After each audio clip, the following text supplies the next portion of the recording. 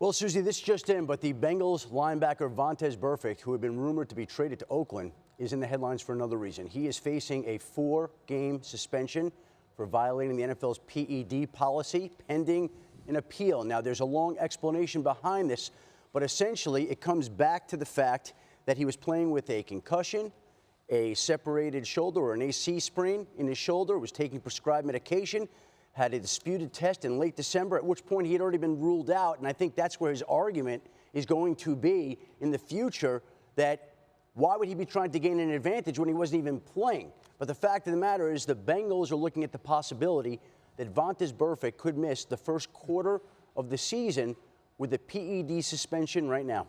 When that test comes back, you know, they've got their list of banned substances, and that test comes back and you're positive for one of them.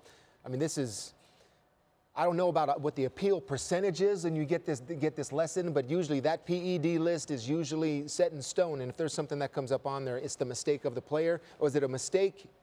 Maybe it was, but still, you got to pay the price, and it looks like a quarter of a season. Not good for the Bengals, Dan. Yeah, responsible, obviously, for what you put in your body, and there is always an appeal process. So before this is announced, they'll have legislated it. Once it is announced, if it's announced as 4 games, then that's what it'll be. I've already been past the appeal. But for reasons that are different from this is a player that has begun several seasons on the suspended list because of on-field violations.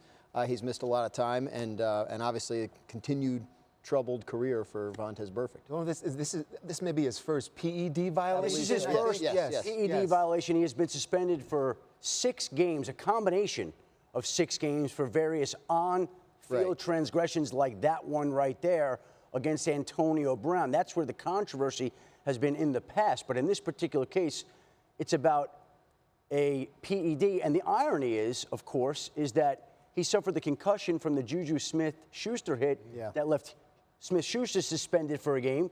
And Burfict is taking medication to deal with that. The AC sprain in his shoulder. Test comes up positive. Let's just revisit one thing, and you started with potentially rumored to be traded to Oakland. I just know from sitting in on meetings, John Gruden loved him as a player. Obviously, he's a beast on the field. What does this mean for the potential of that? It was never in play.